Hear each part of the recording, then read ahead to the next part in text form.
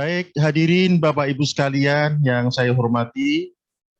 Assalamualaikum warahmatullahi wabarakatuh.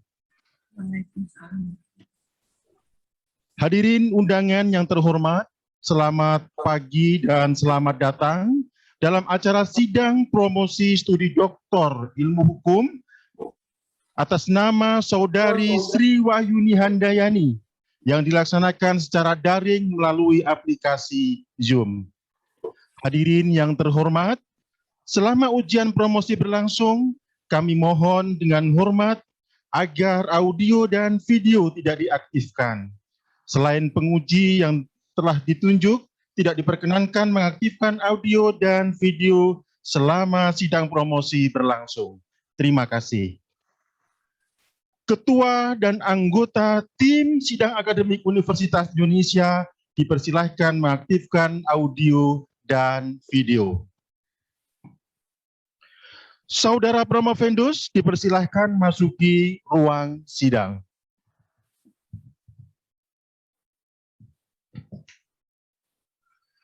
Ujian untuk memperoleh gelar doktor dalam program studi ilmu hukum dimulai.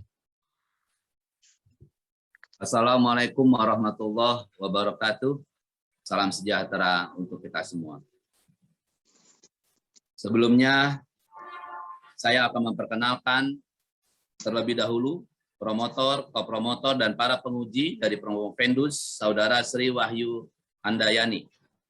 Promotor Dr. Suparjo Sujadi SHMH. Kopromotor Profesor Dr. Ida Nurlinda SHMH.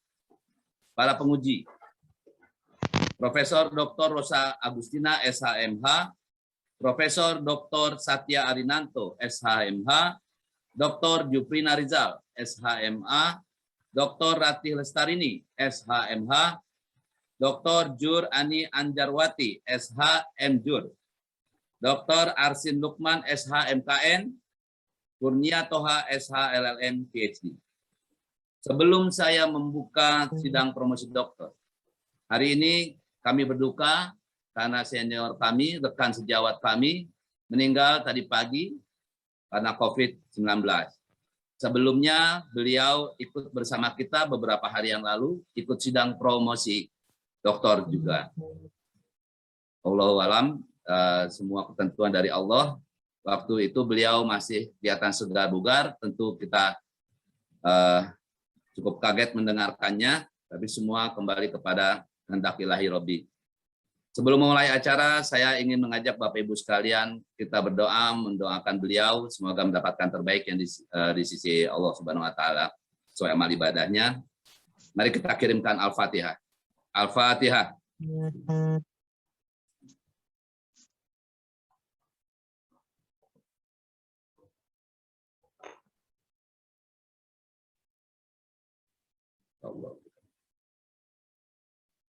Amin. Semoga almarhum mendapatkan tempat yang terbaik di sisi Allah. Hendra Nur Cahyo SHMH, Dr. Hendra Nur Cahyo SHMH yang beberapa waktu yang lalu masih bersama kita menyidangkan disertasi salah seorang dokter beberapa hari lalu. Sidang terbuka promosi doktor Universitas Indonesia saya buka. Saudara promovendus, sidang terbuka promosi doktor Universitas Indonesia yang saat ini berlangsung dalam rangka ujian promosi doktor akan mengajukan pertanyaan atas disertasi saudara yang berjudul Kebijakan Pengendalian Alih Fungsi Tanah Pertanian Sawah yang Berkeadilan Sosial Pasca Reforma Agraria tahun 1960 dalam kurung Studi Area Sawah Kabupaten Kulon Progo dan Kabupaten Karawang. Selanjutnya, saya persilahkan yang terpelajar Dr. Suparjo Sujadi SHMH sebagai promotor untuk memulai acara ujian. Dipersilakan. Terima kasih pimpinan sidang. Saudara promovendus, saya persilahkan membacakan secara singkat ringkasan atau intisari dari disertasi saudara selama kurang lebih 15 menit. Silakan. Baik, terima kasih. Assalamualaikum warahmatullahi wabarakatuh.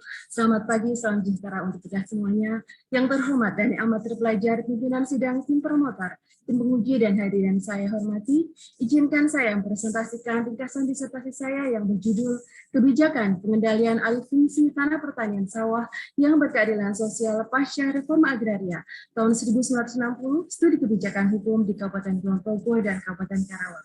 Latar belakang dan urgensi penelitian ini diawali dari Indonesia pernah mengalami kejayaan pada tahun 1984 mendapatkan penghargaan dari FAO dengan predikat From Rice Importer to Self-Sufficiency. Namun hal tersebut tidak dapat bertahan lama, hanya sekitar 5 tahun. Indonesia menjadi negara pengimpor beras. Bahkan di tahun 2020, Indonesia masih impor beras sebesar 356.286 ton. Menurut penelitian yang dilaksanakan Bank Dunia, hanya 5% dari produksi global beras diperdagangkan di pasar internasional. Dan ini mengindikasikan bahwa harga dan ketersediaan beras bersifat inelastis. Selain itu, belajar dari Uni Soviet terpecah belah karena embargo pangan tahun 1991. Sementara pada kenyataannya, tanah pertanian sawah terus menyusut secara masif. Bahkan saat pemerintah telah menerbitkan Undang-Undang Nomor 41 Tahun 2009 tentang Perlindungan Lahan Pertanian Pangan Berkelanjutan. Undang-undang ini melarang alih fungsi lahan yang sudah ditetapkan sebagai LP2B. Namun permasalahan alih fungsi tanah pertanian sawah tetap sulit dikendalikan, meski telah diterbitkan undang-undang tersebut. Di tahun 2009, sawah seluas 8.068.327 hektar, namun masih menyusut di tahun 2019 menjadi seluas 7.463.948 hektar. Terdapat penelitian bahwa di tahun 2045 sawah hanya tinggal seluas 5,1 juta hektar. Hal ini tentu saja dapat mengancam kedaulatan pangan nasional. Dengan demikian, diperlukan urgensi adanya konsep kebijakan pengendalian alih fungsi tanah pertanian sawah yang berkeadilan sosial. Berdasarkan tersebut, maka permasalahan yang diangkat yang pertama, bagaimanakah dinamika kebijakan mengenai tanah pertanian sawah pasca reforma agraria tahun 1960 hingga tahun 2020? Yang kedua, apakah implementasi kebijakan pengendalian alih fungsi tanah pertanian sawah pasca Undang-Undang Nomor 41 tahun 2009 tentang pelindungan LP2B hingga tahun 2020 telah memenuhi keadilan sosial? Studi kebijakan hukum di Kabupaten Kulon Progo dan Kabupaten Karawang. 3. Bagaimanakah konsep kebijakan yang berkeadilan sosial yang dapat menyelaraskan berbagai peraturan hukum mengenai pengendalian alih fungsi tanah pertanian sawah? Kerangka teori. Penelitian ini menggunakan teori Restoring of Justice dari Alcohol yang terdiri dari yang pertama personal justice, yang kedua comprehensive justification berintikan interpersonal test, yang ketiga fundamental principle of justice yang terdapat dalam sociality. Fundamental principle diambil dari dalam masyarakat itu sendiri sehingga akan mudah menyingkirkan hambatannya. Dalam penelitian ini diselaraskan dengan Pancasila sebagai sociality. Disertasi ini telah menentukan karakteristik kebijakan yang berkeadilan sosial berdasarkan tafsiran historis, gramatikal, dan ekstensif. Metode penelitian. Penelitian ini adalah normatif dan bersifat eksplanatoris karena hingga penelitian ini dilakukan telah dapat beberapa penelitian disertasi doktor sebelumnya yang memiliki relevansi dengan disertasi ini, namun berbeda baik dari sisi pembahasan, teori yang digunakan maupun hasil akhirnya. Disertasi ini memberikan jaminan originalitas dengan menawarkan novelty berupa konsep kebijakan pengendalian alih fungsi tanah pertanian sawah yang berkeadilan sosial yang dihasilkan berdasarkan yang pertama dengan pendekatan normatif melalui meliputi pendekatan historis, pendekatan perbandingan mikro baik di dalam maupun di luar negeri, dilengkapi dengan pendekatan empiris di Kabupaten Kulon Progo dan Kabupaten Karawang melalui cara pengumpulan data from group discussion dan in-depth interview. Hasil penelitian, konsep kebijakan pengendalian alih fungsi tanah pertanian sawah yang berkeadilan sosial. Pemaparan pada bab ini diawali dengan yang pertama, analisa studi kebijakan pengendalian alih fungsi tanah pertanian sawah dengan pendekatan normatif meliputi 3 pembahasan, yakni kajian yang pertama dinamika kebijakan tanah pertanian sawah pasca reforma agraria tahun 60 hingga tahun 2020. Kajian ini menggunakan hipotesis dari Mahfud MD, Daniel Esler, serta Donald Sussman yang mengilustrasikan kebijakan merupakan variabel terpengaruh yang dipengaruhi oleh konfigurasi politik. Jika konfigurasi politik pemerintahan demokratis, maka menghasilkan kebijakan berkarakter produk responsif. Sementara jika konfigurasi politik pemerintahan otoriter menghasilkan kebijakan berkarakter elitis. Berdasarkan hasil penelitian diketahui bahwa terjadi anomali dari hipotesis tersebut, yakni yang pertama, tidak selamanya konfigurasi politik pemerintahan otoriter menghasilkan kebijakan pengendalian alih fungsi tanah pertanian sawah yang berkarakter elitis. Anomali ini terjadi karena adanya fundamental norm Pancasila yang pernah menjadi social living. Yang kedua, tidak selamanya konfigurasi politik pemerintahan yang demokratis menghasilkan kebijakan pengendalian alih fungsi tanah pertanian berkarakter responsif. Anomali ini terjadi karena adanya pengaruh sistem ekonomi yang kuat di antaranya kapitalisme esat dan sistem pemerintahan oligarki tidak sesuai dengan Pancasila. Kajian yang kedua, disharmoni kebijakan pengendalian alih fungsi tanah pertanian sawah pasca Undang-Undang LP2B dan Undang Cipta Kerja beserta peraturan turunannya. Berdasarkan analisis tersebut ditemukan adanya disharmoni. Yang pertama, menambah alasan dibolehkannya alih fungsi tanah pertanian dengan ditambahnya indikator pembangunan untuk kepentingan umum dan proyek strategis nasional.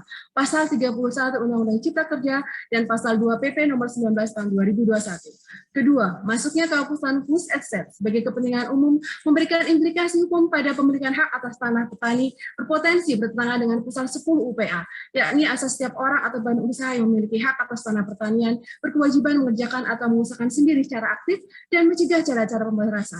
Pasal 23 Undang-Undang Cipta Kerja merevisi pasal 10 Undang-Undang Nomor 2 Tahun 2012 tentang pengadaan tanah dan pasal 2 PP Nomor 19 Tahun 2021. Ketiga, alih fungsi terhadap lahan budidaya pertanian yang telah memiliki sistem pengairan yang lengkap tetap diperbolehkan dengan kewajiban menjaga fungsi jaringan pengairan lengkap. Pasal 31 Undang-Undang Cipta Kerja. Keempat, kewajiban penetapan RDTR dalam Perda RT/RW Kabupaten ditujukan untuk kemudahan pengajuan izin berusaha bagi pelaku usaha. Dan ini memberikan kemudahan bagi pelaku usaha. Pasal 15 Undang-Undang Cipta Kerja.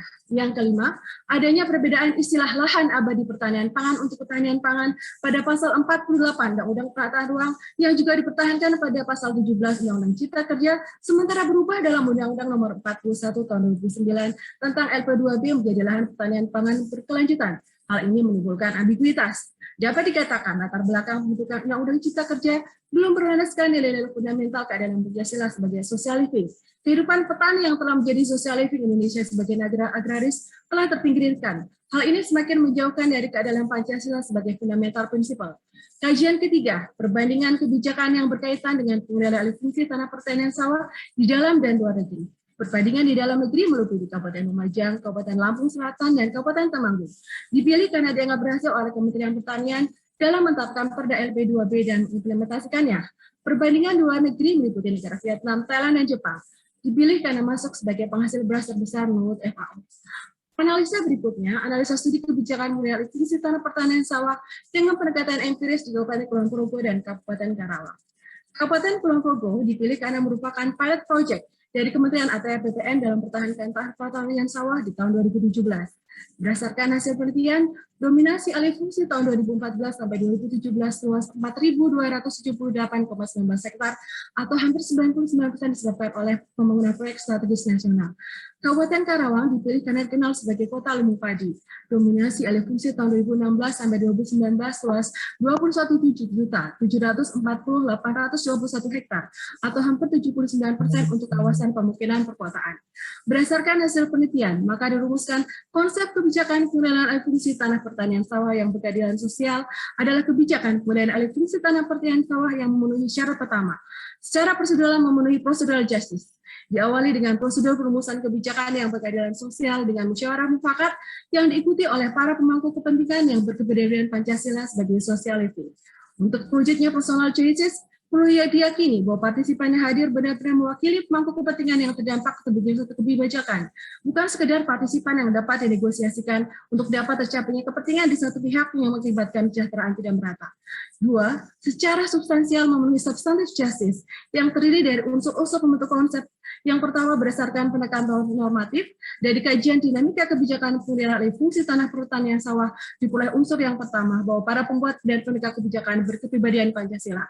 Dari kajian disharmoni kebijakan pengendalian alih fungsi tanah pertanian sawah diperoleh unsur kedua, kebijakan memenuhi procedural justice, substantive justice, dan implementation of justice, serta unsur ketiga, konsisten penggunaan istilah lahan pertanian pangan abadi. Berdasarkan kajian perbandingan kebijakan di dalam dan luar negeri, di dalam negeri diperoleh unsur adanya mekanisme keseimbangan top-down dan bottom-up dalam menetapkan dan perluas lahan pertanian pangan abadi dalam kerangka penataan ruang. Unsur kelima, penetapan peraturan tuntas hingga teknis operasionalnya sehingga dapat diimplementasikan. Sementara dari luar negeri, yang keenam, diperoleh unsur negara memperoleh kebijakan negara memperluas kepemilikan tanah pertanian dengan redistribusi tanah dan skema kredit jangka panjang. Dari pendekatan empiris, diperoleh unsur yang ketujuh, pengaturan palihan hak atas tanah pertanian dengan pewarisan dan pasar jual beli tanah pertanian. Unsur ke-8, kejelasan objek lahan pertanian pangan yang dilindungi secara geospasial. Unsur ke-9, kejelasan subjek petani untuk peroleh jaminan kesejahteraan yang spesifik dan humanis. 10, penerapan teknologi modern dan bantuan pembiayaan ododal. Dan yang ke-11, penetapan daerah pre-urban menjadi EP2B yang abadi. Unsur tersebut di atas penulis klasifikasikan menjadi 3 poin orientasi yang disingkat dengan TPS. Yang pertama, mempertahankan tanah pertanian sawah. Yang kedua, meningkatkan produktivitas padi. Yang ketiga, jaminan kesejahteraan petani yang menimbulkan animo regenerasi sumber daya petani. Syarat yang ketiga, secara implementasi memenuhi implementation of justice. Penegakan ini sangat dipengaruhi oleh karakter dan kepribadian para pembentuk dan penegak kebijakan yang memiliki hubungan imanen, kausa prima dengan Tuhannya. Melakukan sila pertama, apapun agamanya, akan meliputi pengawalan keempat sila lainnya, dengan tanpa kontrol dari manusia sebagai pertanggungjawaban kepada Tuhannya. Hal ini berdampak pada kepercayaan, trust, dan kepatuhan masyarakat terhadap produk kebijakan. Hubungan ketiga keadilan tersebut diuraikan bahwa keadilan prosedural menentukan dan melegalisasi keadilan materi, substansi, dan bermanfaat jika dilaksanakan secara implementasi. 3 keadilan tersebut harus dipenuhi secara kumulatif. Dengan demikian, disampaikan simpulan dan rekomendasi. Simpulan yang pertama, kajian dinamika kebijakan tanah pertanian sawah pasca reforma agraria tahun 60 diketahui bahwa telah jadi anomali. Dinamika ini mengalami 3 orde yang berbeda dalam mengejawantahkan keadilan sosial berdasarkan Pancasila dalam kebijakan tanah pertanian sawah. Keadaan yang ada menunjukkan Indonesia belum sebagai negara berkedaulatan pangan. Hal tersebut bersumber pada kebijakan pengendalian alih fungsi tanah pertanian sawah yang belum berkeadilan sosial yang dipengaruhi oleh konfigurasi politik yang ada. 2. Implementasi kebijakan pengendalian alih fungsi tanah pertanian sawah pasca Undang-Undang LP2B dari tahun 2009 hingga tahun 2020 belum memenuhi keadilan sosial. Hal ini disebabkan adanya 3 hal yang ditemukan. 1. Kebijakan yang dihasilkan tidak melalui proses comprehensive justification. 2. Kebijakan yang bersifat top-down dari pemerintah pusat memberikan kontribusi alih fungsi tanah pertanian sawah. Yang ketiga, kebijakan masih bersifat normatif dan belum ditetapkan secara teknis operasional sehingga belum diimplementasikan. 3. Konsep kebijakan yang berkeadilan sosial yang dapat menelaskan berbagai pengaturan hukum mengenai kebijakan pengendalian alih fungsi tanah pertanian sawah adalah konsep kebijakan yang memenuhi 3 kriteria keadilan sesuai teori keadilan Cohen. Yang pertama, procedural justice yang bukan hanya sekedar memenuhi aspek formalitas, namun melalui serangkaian proses comprehensive justification yang di dalamnya terdapat personal justice dan tes interpersonal. Yang kedua, substantive justice. Keadilan ini terwujud manakala materinya berlandaskan nilai fundamental Pancasila yang telah hidup dalam kehidupan masyarakat Indonesia, social living. Yang ketiga, implementation of justice. Kebijakan dilaksanakan sesuai dengan substansinya tercapai ketujuannya. Ketiga kriteria keadilan tersebut dapat tercapai jika didukung oleh para administrator pembentuk dan penegak kebijakan yang berkeadilan, yang berkepribadian Pancasila. Rekomendasi yang disampaikan dari hasil penelitian ini adalah yang pertama, penggunaan konsep ini dalam membuat kebijakan pengendalian alih fungsi tanah pertanian sawah, baik di tingkat pusat maupun di tingkat daerah. Maka penulis menyarankan, yang pertama, konsisten dalam menggunakan istilah lahan pertanian pangan abadi. Hal ini untuk menyelaraskan istilah antara pasal 48 Undang-Undang Penataan Ruang yang juga dipertahankan pada Undang-Undang Cipta Kerja, sementara berubah dalam Undang-Undang Nomor 41 2009. Yang kedua, merevisi pasal 31 UU-CK untuk kembali kepada aturan awal pasal 16 ayat 4 Undang-Undang Nomor 12 tahun 2019 bahwa alih fungsi lahan budidaya pertanian meski untuk kepentingan umum tidak diperbolehkan jika lahan pertanian telah memiliki jaringan pengairan yang lengkap. Rekomendasi yang kedua, dalam bentuk kebijakan tanah pertanian sawah yang berkeadilan sosial, sebaiknya terdapat mekanisme keseimbangan top-down dan bottom-up, disertai kejelasan objek lahan pertanian pangan yang dilindungi secara geospasial dalam lampiran peta Perda RT RW Kabupaten atau Kota, dan atau Perda LP2B setelah didukung oleh penetapan RDTR Kabupaten atau Kota. Yang ketiga, hasil riset ini merupakan roadmap konsep kebijakan pengelolaan alih fungsi tanah pertanian sawah yang berkeadilan sosial, sehingga diperlukan penelitian lanjutan yang mengkaji mengenai permasalahan yang pertama, kejelasan dan identifikasi subjek hukum petani untuk memperoleh kesejahteraan. Yang kedua, pengaturan jual beli pada pasar tanah pertanian untuk mempertahankan keberadaan hubungan subjek hukum petani dan objek tanah pertanian. Yang ketiga, pengaturan hukum waris tanah pertanian yang disesuaikan dengan hukum waris yang telah ada di Indonesia dengan tujuan mempertahankan fisik tanah pertanian abadi. Demikian yang dapat saya sampaikan. Terima kasih. Wassalamualaikum warahmatullahi wabarakatuh. Waalaikumsalam warahmatullahi wabarakatuh. Terima kasih, Saudara Promovendus. Bagaimana kita ketahui dalam protokol komunikasi sidang, kita akan berupaya dalam tanya jawab menyelesaikan dalam waktu 45 menit. Sementara hari ini kita mendapati 7 orang penguji. Oleh karena itu, kami mohon para penguji dapat menyampaikan pertanyaan secara ringkas dan padat, sehingga Promovendus pun dapat menjawab secara ringkas dan padat. Kami persilahkan penyangga pertama yang terpelajar, Bapak Kurnia Toha, SHLM PhD, untuk mengemukakan. Mohon maaf, tadi rupanya masih mute saya. Sebagaimana disampaikan dalam protokol komunikasi, kita akan protokol sidang akan menyelesaikan tanya jawab dalam waktu 45 menit. Hari ini kita 7 orang melakukan tanya jawab. Kami berharap bahwa para penguji dapat menyampaikan, memformulasikan pertanyaan secara ringkas dan padat, sehingga Promovendus pun dapat menjawab secara singkat dan padat. 5 menit pertama kami persilakan kepada penyangga pertama yang terpelajar, Bapak Kurnia Toha, SHLM PhD, untuk mengemukakan pertanyaan ataupun sanggahannya. Silakan Pak. Terima kasih pimpinan sidang.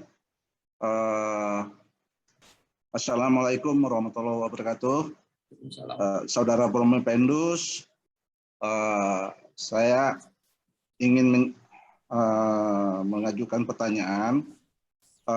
Pertama, kondisi sekarang nih, ya, kita impor beras, impor kedelai, impor bawang putih, dan impor macam-macam lagi hasil pertanian lainnya. Ya, dari Cina, dari Vietnam, dari Thailand, yang negara menjadi ini komparasi Anda. Nah, tolong dijelaskan sebenarnya kondisi pertanian dan tanah pertanian kita itu bagaimana sih, dan idealnya gimana itu? Itu dulu. Silakan Promovendus menjawab secara singkat dan padat. Baik, terima kasih yang terhormat dan yang amat terpelajar Bapak Dr. Kurnia Toha. Izinkan saya menjawab. Bahwa kondisi sekarang Indonesia masih mengimpor beras dan hasil-hasil pertanian lainnya karena diawali dari pembuatan kebijakan, di mana yang berdasarkan hasil penelitian saya bahwa pada saat pembuatan kebijakan diawali dengan keadilan prosedural. Seharusnya terdapat keadilan prosedural jasif karena prosedural ini sangat penting akan mempengaruhi perspektif masyarakat yang ada yang akan berdampak pada kepatuhan dari masyarakat. Keadilan prosedural ini dibentuk untuk melindungi substansi. Keadilan substansi yang lebih bernilai dibandingkan keadilan prosedural itu sendiri. Sementara keadilan substansi adalah keadilan yang didasarkan pada materi-materi yang lahir dari sumber-sumber hukum yang responsif sesuai hati nurani Pancasila, di mana social living Indonesia bersumber pada fundamental norm of justice yang ada Pancasila. Berkaitan dengan hal tersebut, seharusnya pada saat ini kebijakan pengelolaan alih fungsi tanah pertanian sawah bersumber pada fundamental norm of justice dari Pancasila dan juga bersumber pada konstitusi yang telah dideklarasikan dalam pasal 33 ayat 3, di mana bahwa seharusnya bumi, air, dan kekayaan alam yang terkandung di dalamnya digunakan sebesar untuk kemakmuran rakyat. Bukan dipengaruhi, memang dalam membentuk suatu kebijakan ini akan dipengaruhi oleh konfigurasi politik yang ada. Sehingga ketika membuat suatu kebijakan akan terdapat unsur-unsur politik di luar itu yang mempengaruhi kebijakan yang dihasilkan. Yang sebetulnya Indonesia adalah negara yang sangat kaya raya akan sumber daya alamnya. Seharusnya bisa dimanfaatkan sumber daya alamnya, baik dari segi potensi kekayaan alam maupun sumber daya manusianya. Namun sayangnya terdapat tadi saya sampaikan ada konfigurasi politik yang mempengaruhi timbulnya suatu kebijakan, sehingga ini ada yang melenceng atau timbulnya anomali kebijakan yang tadi saya sampaikan. Demikian yang dapat saya sampaikan, Bapak Kurnia Toha. Baik, masih ada waktu pimpinan? Masih ada waktu 2 menit untuk tanya jawab. Baik, terima kasih. Kalau kita lihat dari sisi hukum ya, pijakan utama mengenai penetapan luas tanah pertanian kan Undang-Undang Nomor 56 PRP 1960.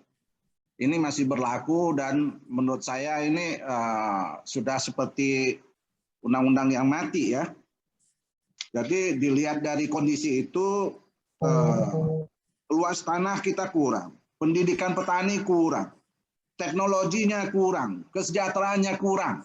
Tapi kita pernah dengan keadaan kondisi yang sama, kita pernah swasembada, ya, bahkan membantu negara Vietnam, ya, Jepang. Di sini juga ada Jepang dan Thailand yang menjadi komparasi Anda. Mereka juga sukses, gitu. Kita pernah sukses, mereka juga sukses.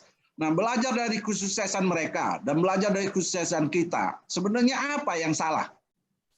Baik dari sisi hukum dan apa yang perlu dilakukan, terutama dari sisi hukum yang ada. Silakan. Mohon Venus menjawab secara singkat dan padat. Terima kasih ya atas pertanyaannya Bapak Kurnia Toha. Indonesia pernah mengalami kejayaan di tahun 1984 sebagai negara swasembada pangan, bahkan mendapatkan penghargaan dari FAO. Namun hal itu hanya bertahan sekitar 4 sampai dengan 5 tahun, karena pada saat itu kebijakan yang dilakukan adalah lebih condong berorientasi pada produktivitas beras, bukan pada produktivitas manusianya, bukan kepada kesejahteraan petaninya, dan juga pada sumber daya alamnya. Di mana pada saat itu terdapat kebijakan revolusi hijau. Revolusi hijau memang bagus Bapak, dengan adanya pemupukan dengan bahan kimia, sehingga produktivitas beras langsung meningkat. Bahkan kita mengekspor beras ke negara lain.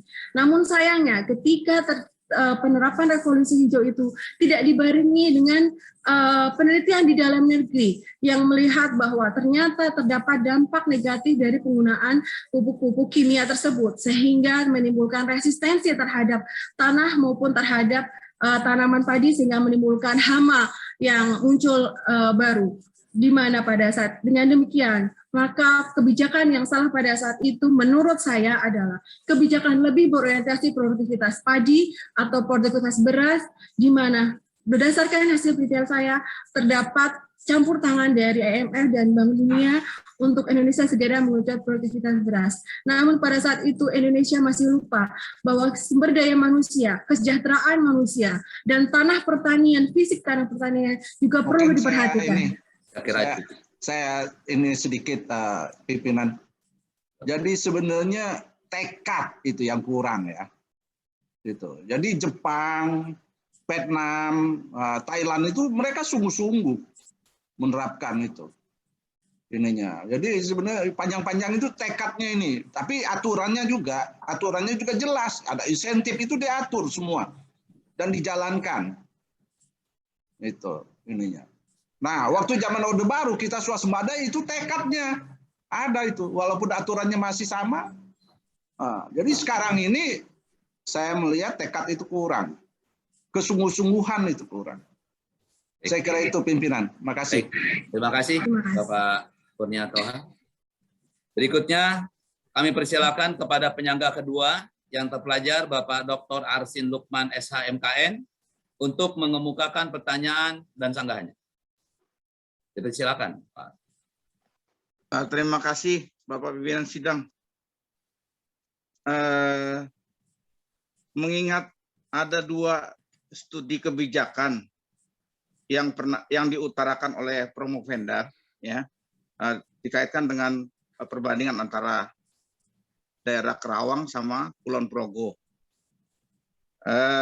Sebagai gambaran terlihat bahwa RDTR daerah Kerawang misalnya, ya, yang dikatakan sebagai lumbung padi itu dikatakan tidak jelas, ya, terutama kecamatan-kecamatan yang termasuk dalam lahan pertanian pangan berkelanjutan.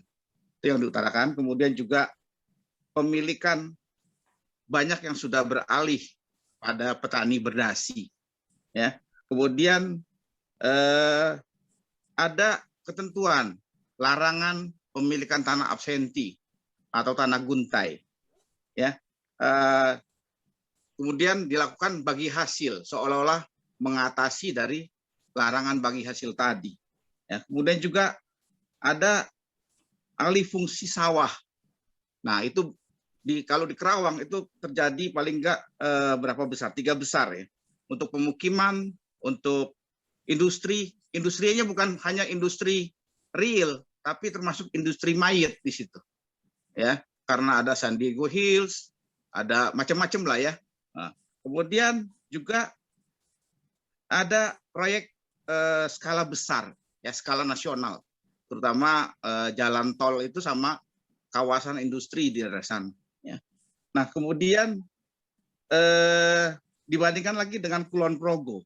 Kulon Progo ini sebetulnya baru-baru ini aja karena ada PSN terutama bandara. Ya, yang lain-lain sih mirip lah. Ya. Nah, simpulan dari Promovenda dalam hal ini belum memenuhi keadilan sosial berdasarkan Pancasila sebagai social living di situ dikatakan.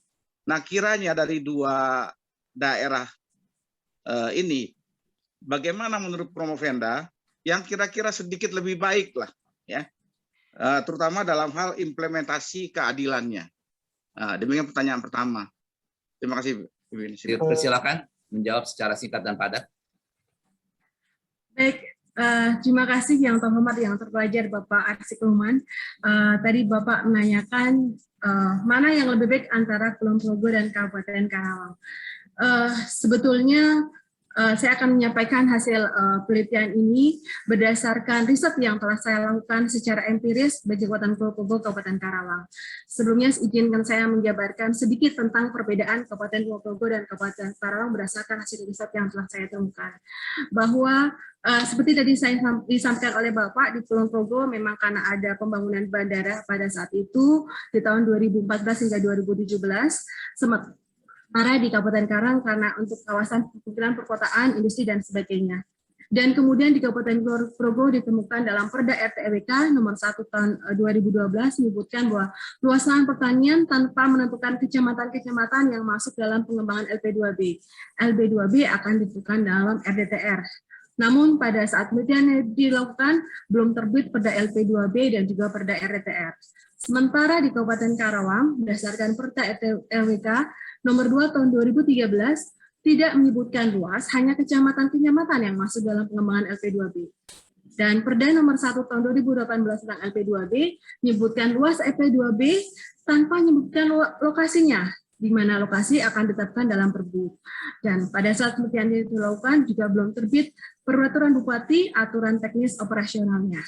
Sementara di Kabupaten Kulon Progo memang belum terbit Perda LP2B karena memang untuk menghasilkan Perda LP2B itu suatu hal yang sangat sulit berdasarkan forum group discussion yang kami lakukan di Kulon Progo karena menyangkut berbagai macam kepentingan yang ada, pemangku kepentingan yang ada. Namun demikian, Bupati Kulon Progo secara inisiatif telah menerbitkan Peraturan Bupati nomor 1 tahun 2020 tentang pedoman teknis penataan ruang, di mana dalam Perbu tersebut membatasi berapa banyak alih fungsi yang boleh dilakukan sepanjang jalan nasional dan jalan-jalan yang lain. Dengan demikian, secara umum, kebijakan di kedua kabupaten tersebut memang belum memenuhi prosedural justice, substantive justice, dan implementation of justice secara kumulatif. Namun berdasarkan riset saya, di antara dua kabupaten tersebut, meski secara hierarki Kabupaten Karawang telah ada Perda LP2B, namun sama-sama belum bisa diimplementasikan karena belum ada peraturan terbit Bupati untuk teknis operasionalnya.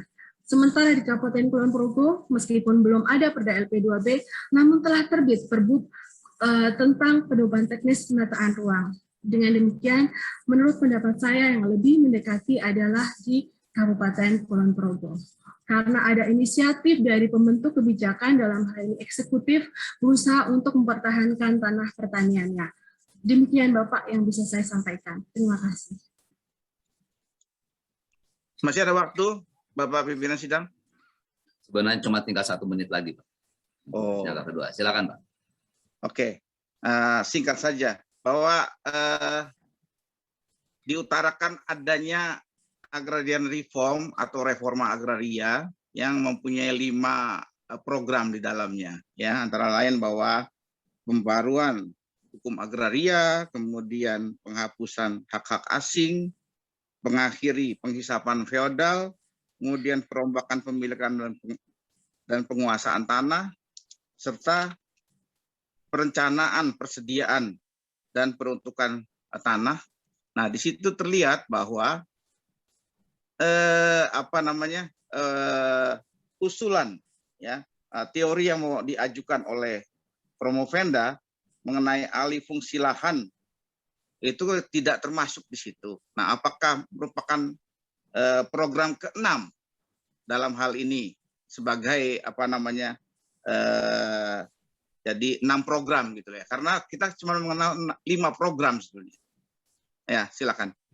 Mohon menjawab secara singkat dan padat, Ibu. Baik, terima kasih yang terhormat Bapak Atsirahman. Izinkan saya menjawab. Kebijakan pemberian alih fungsi tanah pertanian sawah tidak hanya mengatur tanah sawahnya saja, tetapi di dalam konsep yang saya ajukan juga mengatur hubungan-hubungan hukum, di mana konsep yang diajukan adanya rekomendasi untuk mengatur kembali subjek hukum pertanian, siapa saja yang bisa masuk dalam jual beli atau pengalihan tanah pertanian sawah, sehingga tetap mempertahankan tanah pertanian sawah berada di dalam kekuasaan petani. Kemudian selain itu juga merekomendasikan kepada pemerintah untuk membuat suatu konsep berdasarkan potensi alam yang ada di dalamnya, di mana ketika sudah terdapat jaringan pengadaan yang lengkap, maka diharapkan untuk tidak dialih fungsi meskipun untuk kepentingan umum, karena telah mengeluarkan dana yang cukup besar, dan juga untuk mencetak menjadi tanah sawah itu bukan hal yang mudah, memerlukan waktu sekitar 3 tahun untuk menjadi karakteristik yang ada. Oleh karena itu, menurut pendapat saya, berdasarkan konsep yang ada, maka masuk ke dalam prinsip yang keempat, yaitu perombakan pemilikan dan penguasaan tanah serta hubungan-hubungan hukum yang bersangkutan dengan penguasaan tanah dalam mewujudkan pemerataan, kemakmuran, dan keadilan, dengan tujuan agar petani mendapatkan keadilan dan kemakmuran, sehingga dia akan memiliki sense of belonging untuk mempertahankan tanah pertanian. Kemudian juga masuk yang kelima, yaitu perencanaan, persediaan, dan peruntukan bumi, air, kekayaan alam yang terkandung di dalamnya, serta penggunaannya secara terencana terkait dengan pengaturan RT/RW yang jelas, RDTR yang jelas, sesuai dengan daya dukung dan kemampuannya. Demikian, terima kasih. Bagaimana Pak Asin? Kami kira cukup. Cukup. Pak Dr. Asin. Baik, terima kasih. Ya. Untuk berikutnya, kami persilakan penyangga ketiga yang terpelajar Ibu Dr. Jur Ani Anjarwati SHM Jur untuk mengemukakan pertanyaan sanggahannya. Silakan.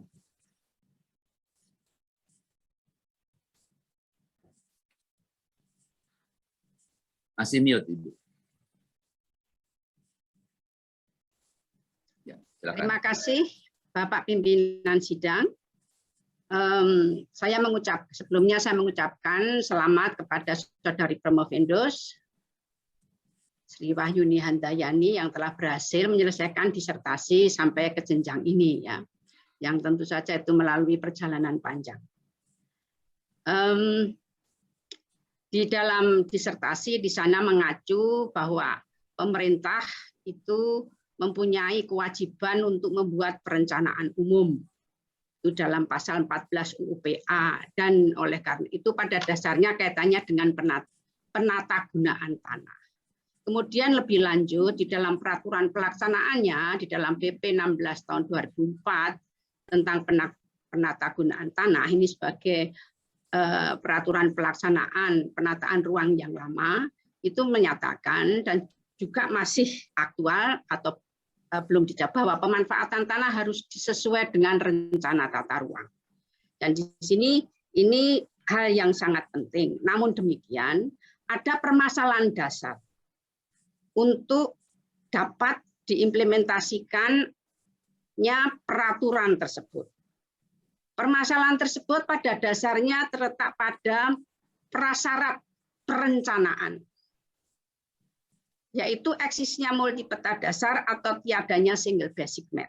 Itu satu, yang seharusnya itu sebagai dasar pembuatan rencana tata ruang wilayah. Dan itu sebagai permasalahan semua sektor, termasuk pertanian.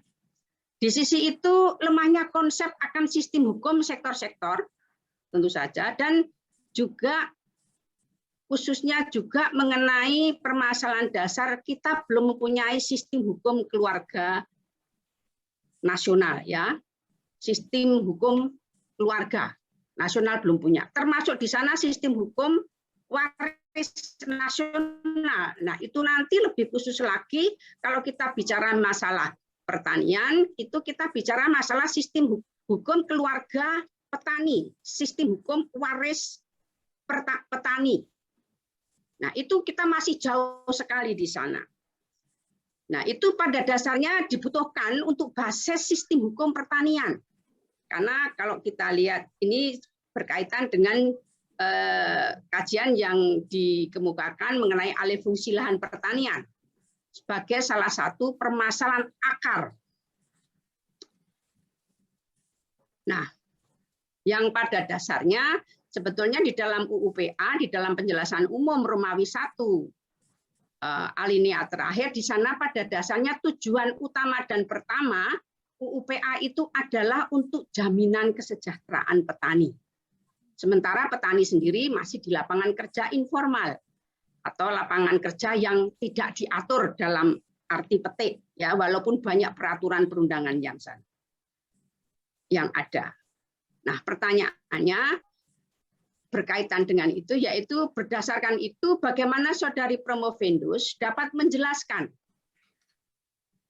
jika dikaitkan dengan rekomendasi yang ditawarkan, yaitu konsep kebijakan yang berkeadilan sosial yang menyelaraskan berbagai peraturan hukum mengenai pengendalian alih fungsi tanah pertanian sawah.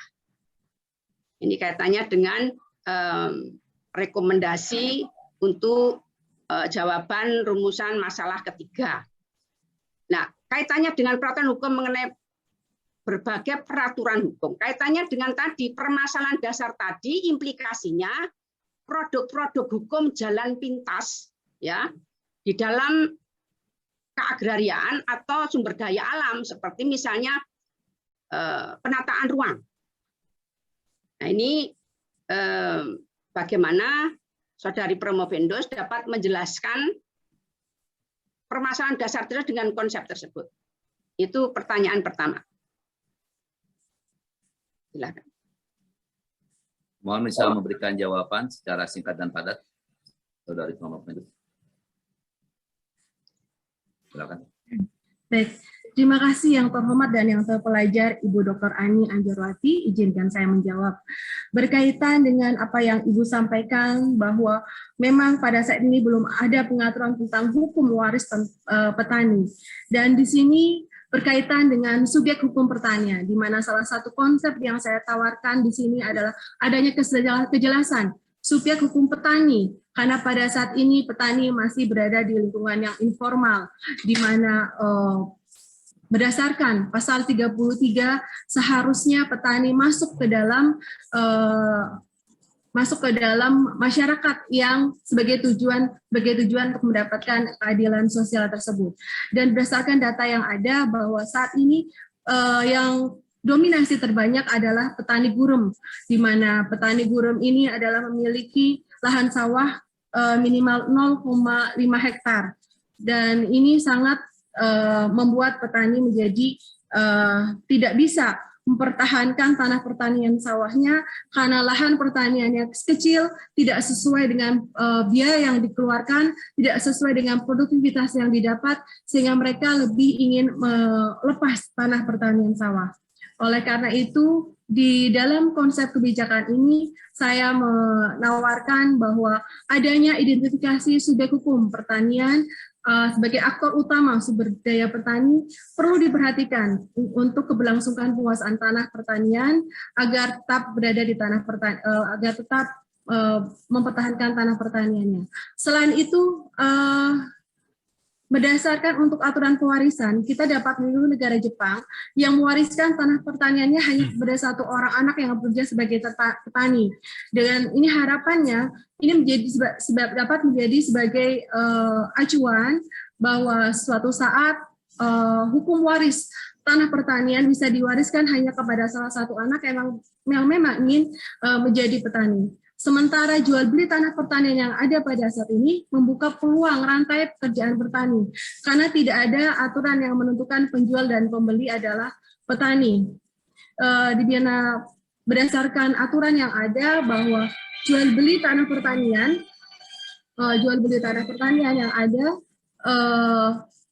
hanya mensyaratkan domisili seseorang berada di satu kecamatan, namun tidak mensyaratkan profesi petani. Hal tersebut tentu akan memutus rantai penguasaan petani terhadap tanah pertaniannya. Dengan demikian, maka di dalam konsep ini saya merekomendasikan untuk adanya kejelasan subjek hukum petani yang selama ini hanya berada di lingkungan informal, yang dia tidak memiliki kewajiban untuk membayar pajak, tidak dapat menikmati kesejahteraan, tidak jelas apa yang dia dapatkan, di mana hal ini membuat generasi muda tidak ingin menjadi petani. Demikian yang dapat saya sampaikan, Bu. Bagaimana Ibu Dr. Ani Anjarwati? Ya, untuk jawaban tadi mungkin perlu ada pemikiran lebih jauh berkaitan dengan waris pertanian tadi. Mengapa mencontoh di Jepang? Sementara sistem kemasyarakatan di Jepang dengan di Indonesia berbeda. Kita sudah tahu hukum agraria berdasarkan hukum adat. Di Indonesia dalam hukum waris itu ada sistem waris sistem kemasyarakatan berdasarkan sistem kemasyarakatan patriarkat, matriarkat, dan parental. Dan itu tentu saja sistem pewarisan disesuaikan dengan masyarakat yang ada di Indonesia. Nah itu mungkin Mas. Itu mungkin perlu pemikiran lebih jauh. Ya. Kemudian pertanyaan berikutnya sehubungan dengan permasalahan tadi, bagaimana Saudari Promovendus dapat meyakinkan bahwa konsep kebijakan alih fungsi lahan pertanian sawah yang ditawarkan, yang direkomendasikan dapat diimplementasikan atau direalisasikan dengan permasalahan dasar tadi ya, yang pada dasarnya prasyarat untuk perencanaan saja itu belum punya. Dan kemungkinan permasalahan apa saja yang dihadapi. Ya, mari silakan. Ya, saya kira itu adalah pertanyaan terakhir dari Ibu Dr. Diris Ani Anjarwati. Silakan Ibu Promovendus menjawab secara singkat dan padat. Baik, terima kasih yang terhormat Ibu Dr. Ani Anjarwati. Izinkan saya menjawab. Konsep kebijakan penggunaan alih fungsi tanah pertanian sawah ini adalah merupakan roadmap, dan insya Allah saya yakin bahwa ini bisa diterapkan. Kenapa? Karena konsep-konsep ini dihasilkan berdasarkan yang pertama pendekatan normatif dilengkapi dengan pengetahuan empiris, dan juga di mana konsep ini dihasilkan berdasarkan fundamental norm of justice, yaitu social living, yaitu Pancasila yang telah menjadi nilai-nilai yang ada di dalam diri kita atau di dalam masyarakat Indonesia. Sehingga konsep yang saya hasilkan tidak diambil dari unsur-unsur yang lain, tetapi diambil dari unsur fundamental norm of justice berdasarkan indikator-indikator keadilan sosial yang saya ambil dari Pancasila, sehingga akan mudah menyingkirkan hambatan-hambatannya. Dengan demikian, maka konsep kebijakan ini saya yakin bisa diterapkan di Indonesia sepanjang kita semua berkepribadian Pancasila, sepanjang kita semua kembali menginternalisasi dan merevitalisasi Pancasila ke dalam diri kita masing-masing. Ketika kita melakukan suatu kebijakan, mematuhi suatu kebijakan, merupakan suatu pertanggungjawaban kepada Tuhan Yang Maha Esa, tanpa atau tidak dikontrol oleh manusia, maka kebijakan pengendalian alih fungsi tanah pertanian sawah ini bisa dilaksanakan. Demikian Bu Ani. Terima kasih. Bagaimana Ibu? Ya, terima kasih. Baik. Sudah cukup Bapak Pimpinan Sidang. Terima kasih. Berikutnya kami persilakan kepada penyangga keempat yang terpelajar Ibu Dr. Ratih Lestarini, SHMH, untuk mengemukakan pertanyaan ataupun sanggahannya.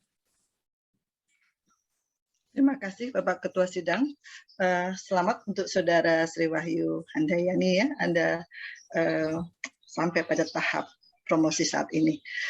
Kalau melihat dari disertasi saudara, persoalan alih fungsi pertanian, lahan pertanian itu memang karena secara sosiologis itu terdapat perubahan sosial ya dalam masyarakat, dari masyarakat pedesaan yang basisnya agraria lalu berubah menjadi masyarakat desa perkotaan, sehingga memang inilah yang menyebabkan terjadinya dari masyarakatnya sendiri terjadinya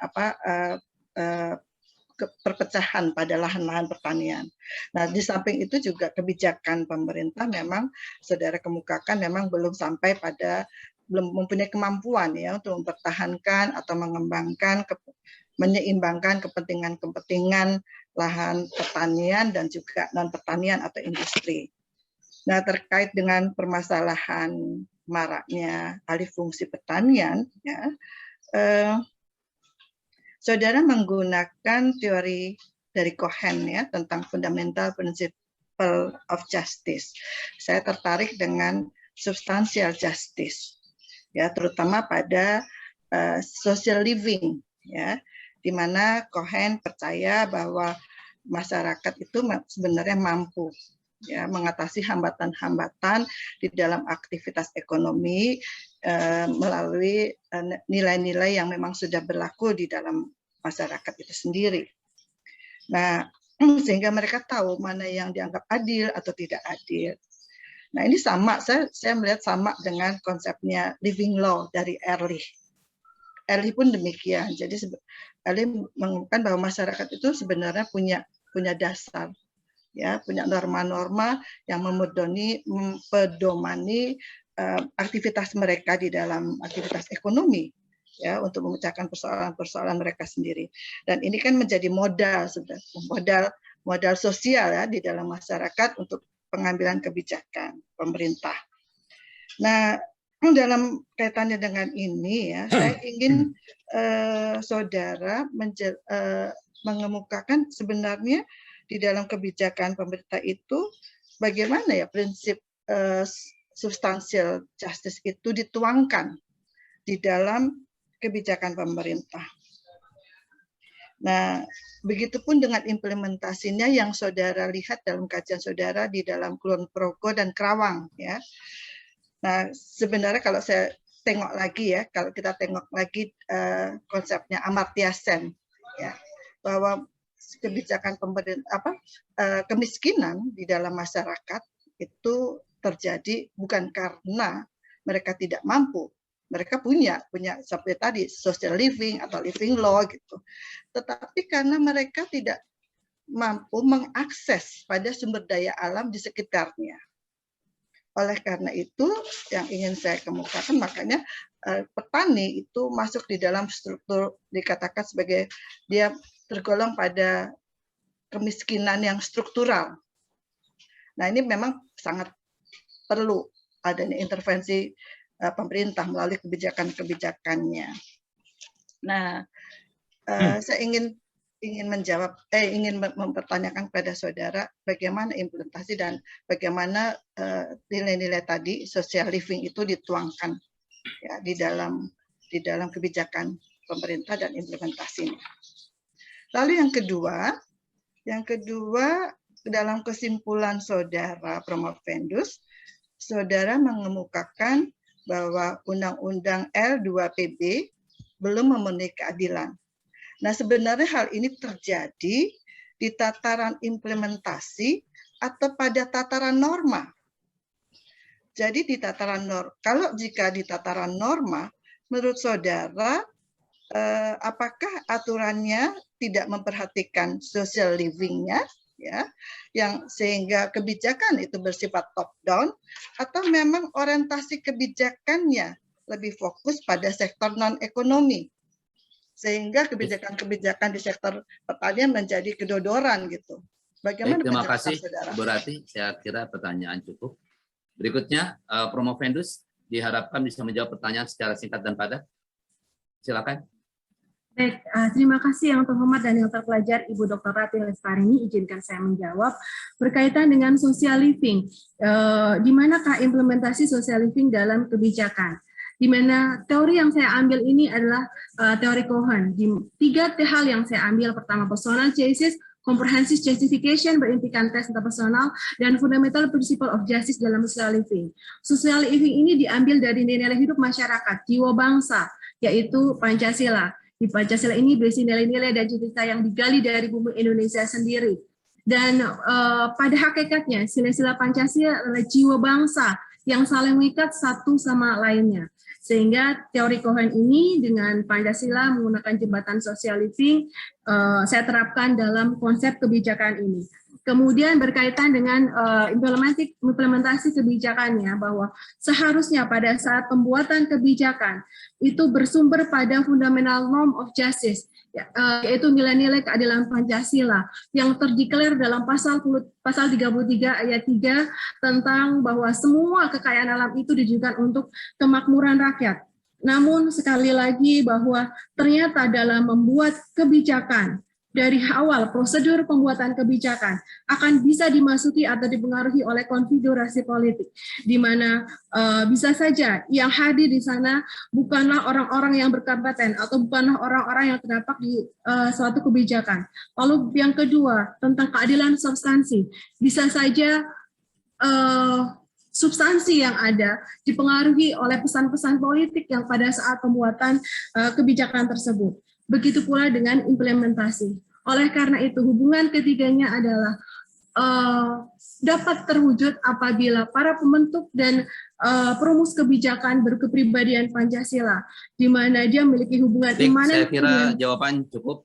Untuk berikutnya, kami persilakan kepada penyangga yang kelima, yang terpelajar Ibu Dr. Jufrina Rizal SHMA, untuk mengemukakan pertanyaan ataupun sanggahnya. Silakan. Masih mute, Ibu.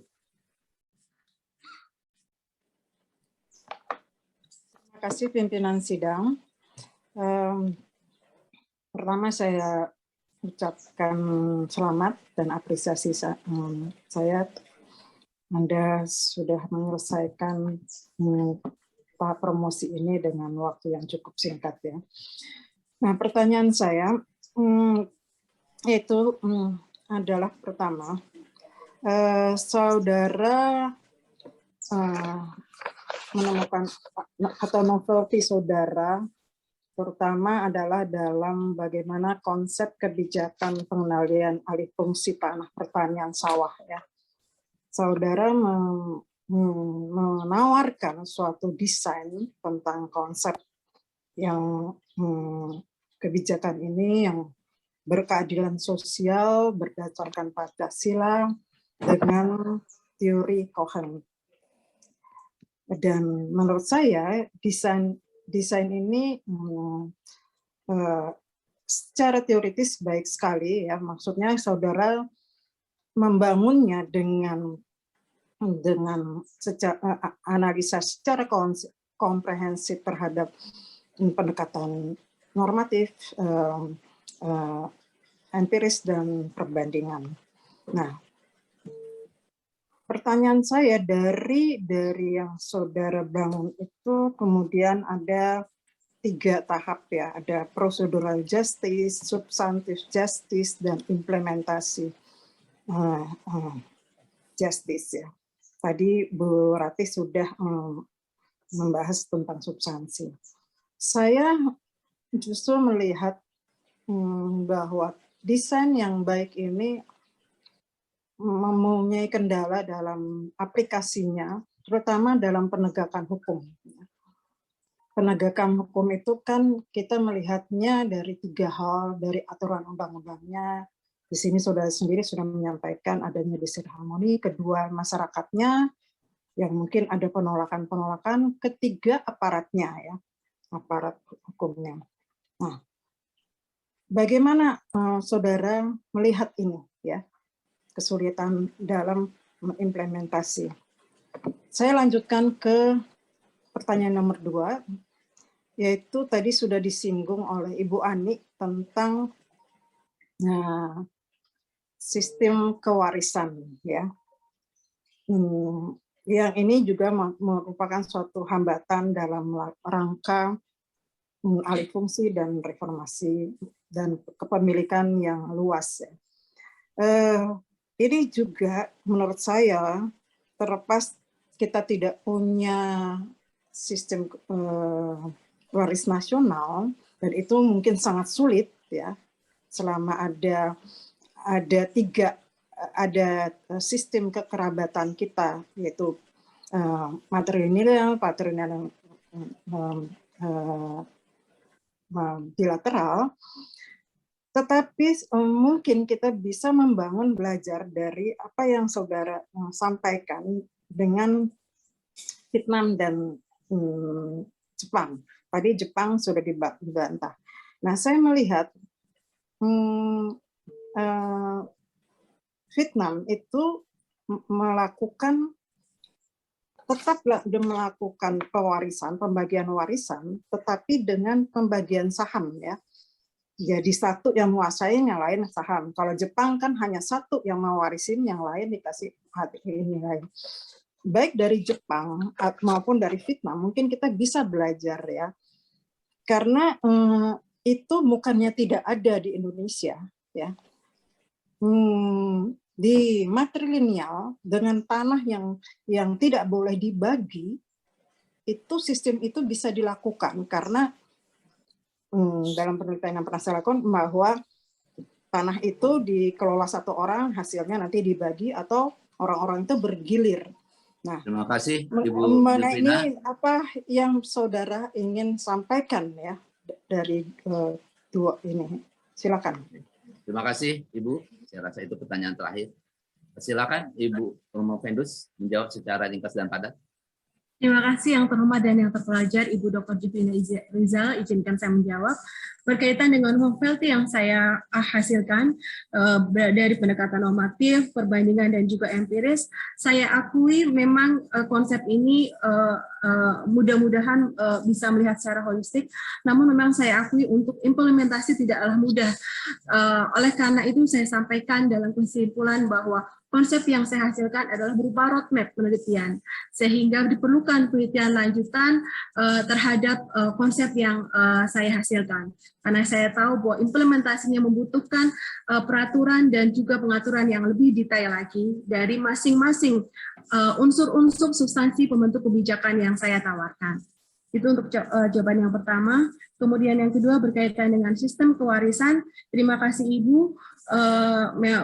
Pada dalam episode ini saya membandingkan antara negara Vietnam, Thailand, dan juga Jepang. Memang di Vietnam dan Jepang sudah mengatur mengenai sistem waris tanah pertanian sehingga mempertahankan tanah pertanian itu tetap berada di dalam penguasaan petani. Karena memang untuk menggarap tani atau mengolah tanah pertanian diperlukan keterampilan yang khusus dan kemauan yang khusus. Dan baik, harapannya. terima kasih. Saya kira jawaban cukup. Terima kasih kepada penyangga ke-5. Berikutnya kami persilakan kepada penyangga ke-6 yang amat terpelajar, Profesor Dr. Satya Arinanto, SHMH, untuk mengemukakan pertanyaan ataupun sanggahnya. Silakan, Prof.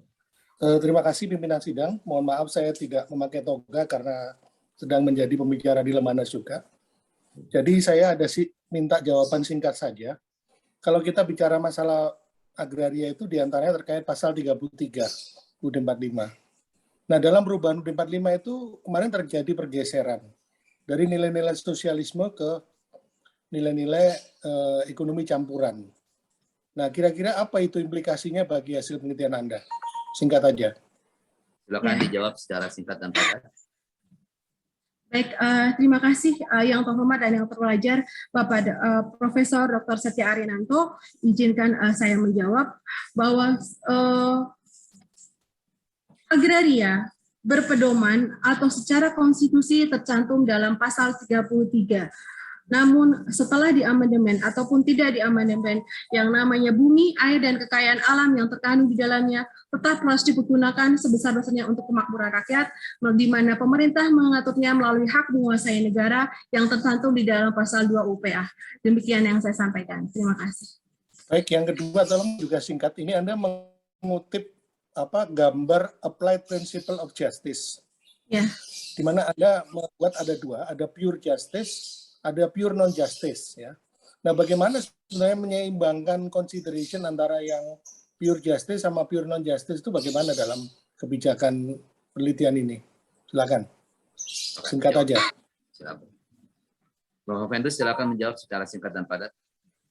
Baik, terima kasih Bapak Profesor Dr. Rusdi Arinanto, izinkan saya menjawab.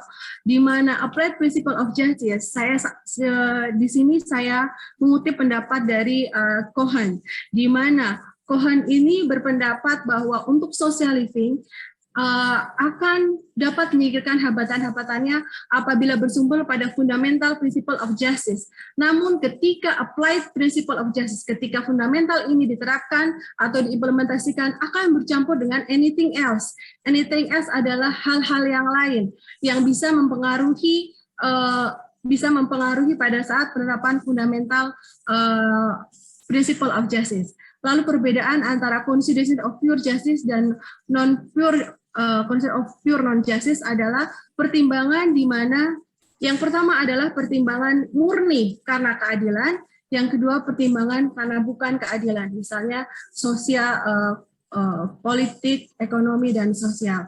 Namun pertimbangan yang justice atau pure justice adalah rasa keadilan masing-masing pembentuk kebijakan, di mana rasa ini seharusnya bisa menjadi satu apabila para pembentuk kebijakan memiliki berkepribadian Pancasila, kembali kepada nilai-nilai Pancasila.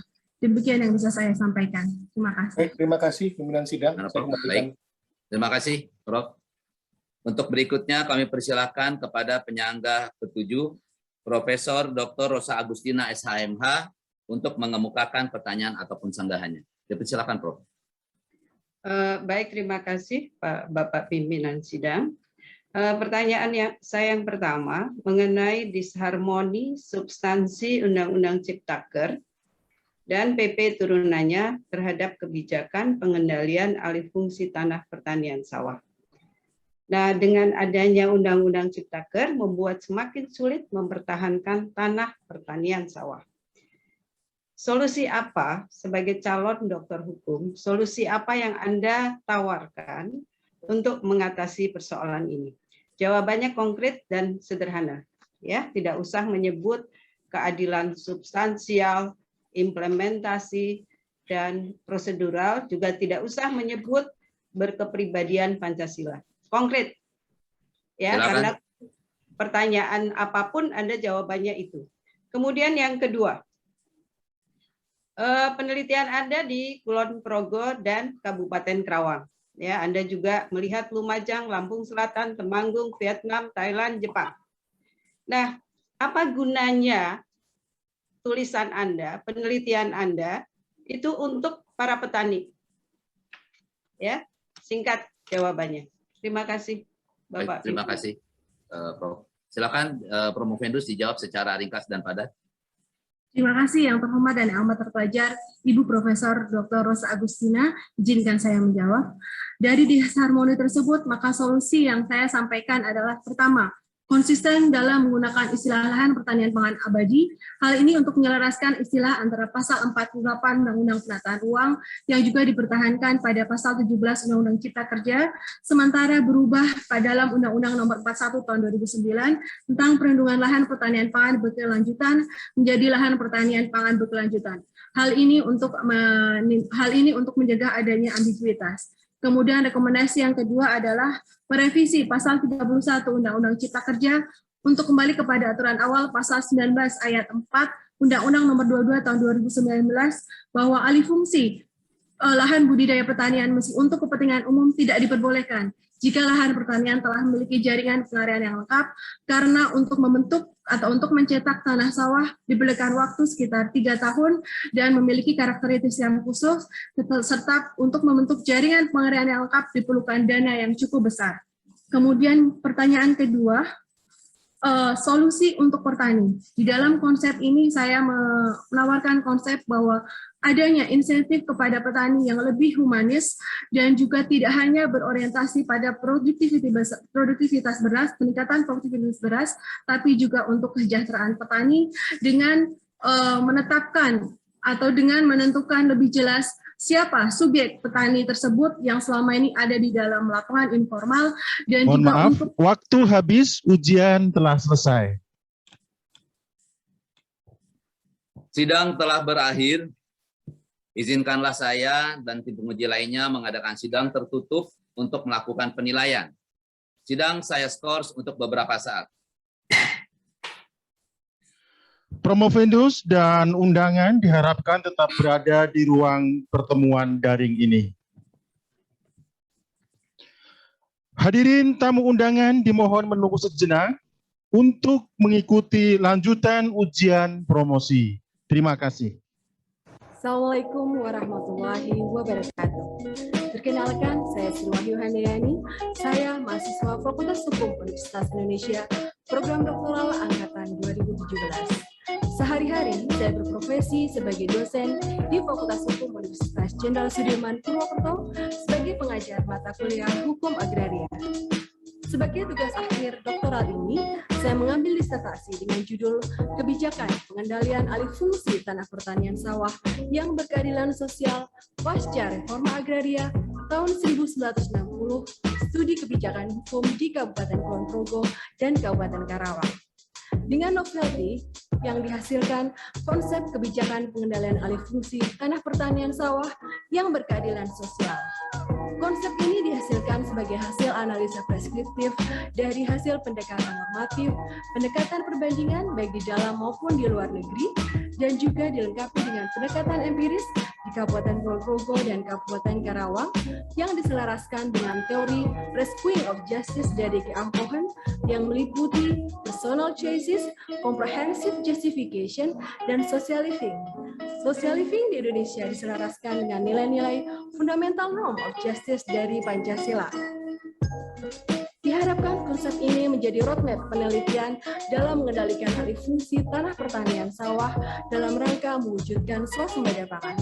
Dan sebagian dari riset ini telah diterbitkan dalam jurnal World Review of Science, Technology, and Sustainable Development, Scopus Q2, dengan mendapatkan pendanaan hibah dari Pitma UI di tahun 2019. Oleh karena itu, pada kesempatan yang berbahagia ini, dengan kerendahan hati, izinkan saya mengucapkan terima kasih yang sebesar-besarnya kepada semua pihak yang telah membantu saya sejak awal masa perkuliahan, ujian proposal, sidang hasil penelitian, sidang promosi, sehingga sampai dengan sidang promosi ini. Semoga Allah SWT, Tuhan Yang Maha Esa, menggantikan dengan yang lebih baik dan lebih berkah. Terima kasih, salam sukses dan berkah. Wassalamualaikum warahmatullahi wabarakatuh.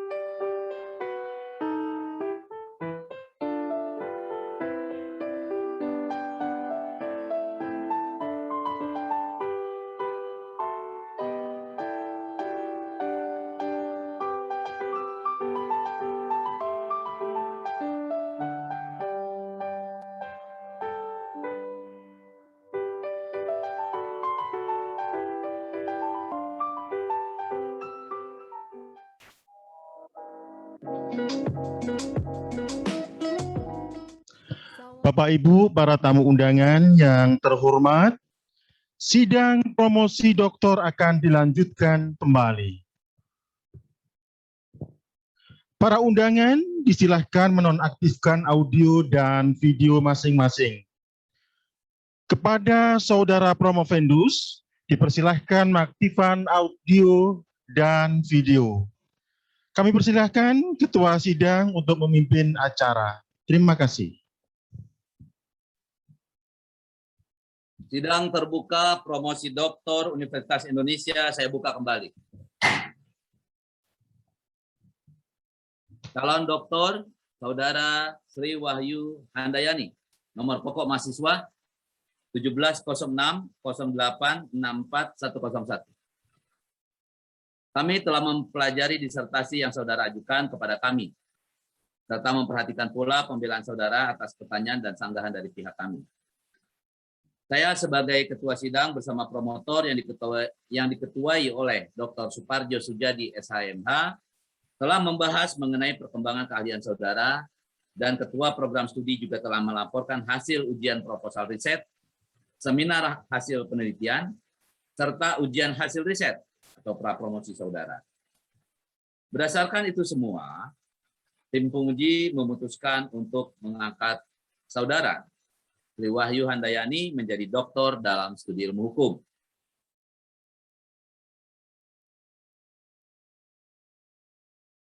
Dengan judisium dari sudut nilai yang diperoleh adalah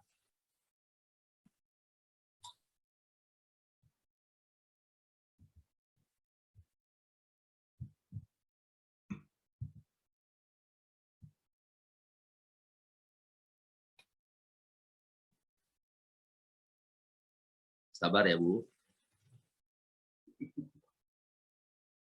Dengan judisium dari sudut nilai yang diperoleh adalah cum laude.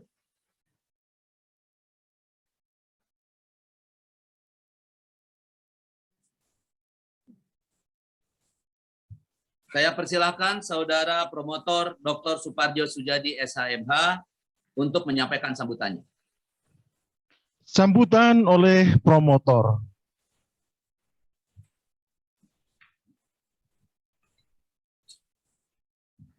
Ketua Sidang Dr. Edmond Makarim, Saya sebagai promotor akan menyampaikan sambutan saya. Assalamualaikum warahmatullahi wabarakatuh. Salam sejahtera, salam sehat, selamat bagi kita semuanya.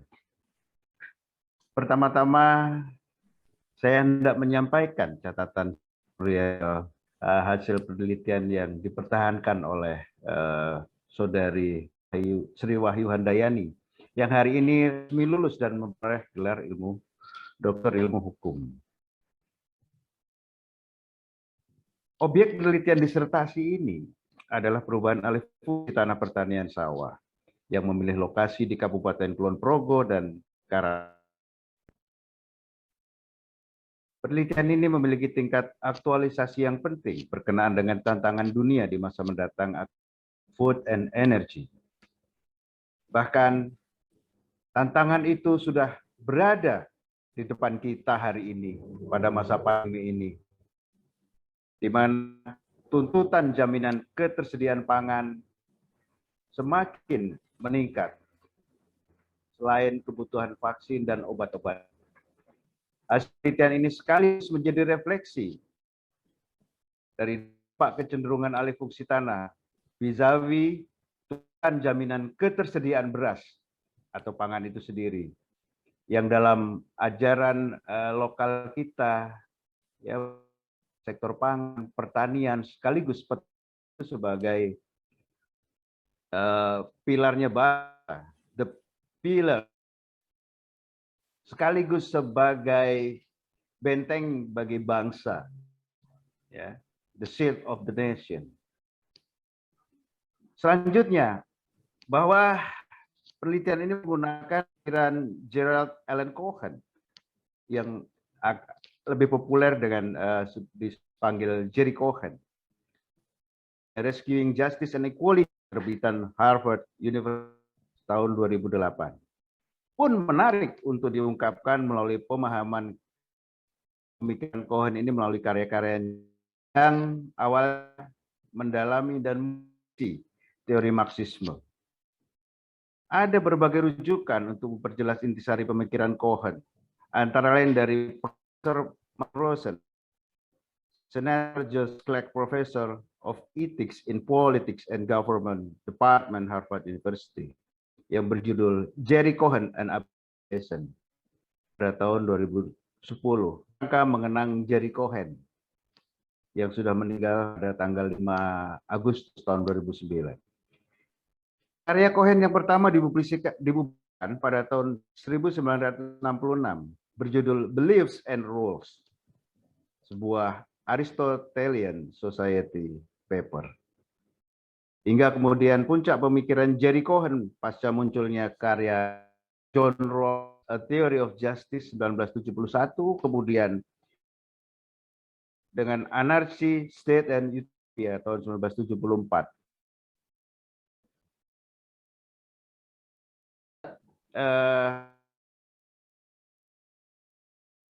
Mengajar di Oxford dalam program Cicely Professorship tahun 1985. Dalam pandangan Michael Rosen, Jerry Cohen bahkan disejajarkan dengan pemikir-pemikir tentang adil di abad ke-20 ini. Dworkin, Derek Parfit, Joseph Raz, Amartya Sen, Bernard Williams, dan lain-lainnya. Menurut Michael Rosen yang posisi sebagai pengajar di Harvard, kiprah Jerry Cohen itu ya ketika mengajar di Oxford itu dalam ranah political philosophy, normative ethics, and legal philosophy malah menjadikan Oxford itu sebagai rivalnya Harvard dalam 3 ranah tadi. Poin penting atau benang merah penggunaan konsep keadilan yang digunakan oleh Jerry Cohen oleh saudari doktor, nah, saya mulai memanggil doktor ya, Sri Wahyu Handayani, adalah pada evolusi pemikiran Cohen yang awalnya mendalami Marxisme itu, pada akhirnya dengan karya-karya terakhirnya, ya termasuk Rescuing Justice and Equality itu meninggalkan sekularitas dalam pemikiran Marxis ketika membangun keadilan yang dibangunnya dari perspektif God's eye view. Hal itu ditegaskan oleh Michael Rosen bahwa today that Marxian socialism inherits the aspiration for universal realization of justice in history, and Jerry certainly saw it that way. So that Jerry's ideas about justice and religious roots seem to me obviously true. Termasuk juga pada sumber-sumber tulisan Nicholas Brosaulis di jurnal 10 yang menjelaskan bahwa bagaimana Cohen ini membangun konsepsi keadilannya melihat pada faktor-faktor kodrati manusia.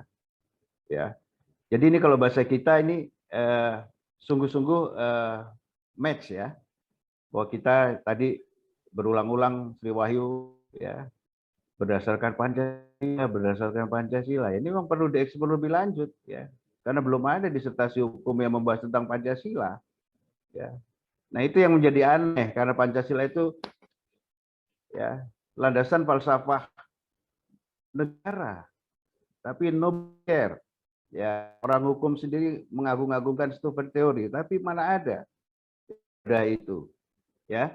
Nah, kembali atas penjelasan Profesor Michael Rosen tersebut, sepatutnya lah hasil penelitian ini diapresiasi. Tadi sudah diberikan nilai cum laude setidaknya, ya. Isi bobot dan aktualitasnya. Pemilihan penggunaan teori keadilan karya Jerry Cohen dalam bukunya Rescuing Justice and yang secara kualitas diakui sebagai karya penting pada abad ini, pada mainstream teori keadilan. Pada sisi lainnya adanya simpul aura religius ya dalam konsepsi keadilan Jerry Cohen, dengan demikian menjadi entry untuk diterapkan memasuki ranah tatanan hukum Republik Indonesia yang berdasarkan Pancasila. Yang pertama, silanya adalah ketuhanan yang Maha Esa. Semakin relevan dalam ranah hukum agraria, karena hukum agraria kita dibangun dari hukum adat yang bersendikan nilai-nilai komunal religius. Bapak Ibu sekalian, izinkanlah saya menitip pesan dan harapan saya kepada Dr. Sri Wahyu Handayani, SHMH, untuk semakin bijaksana sebagai pribadi, selaras dengan cakupan objek riset Anda, membahas tanah, sawah, dan padi.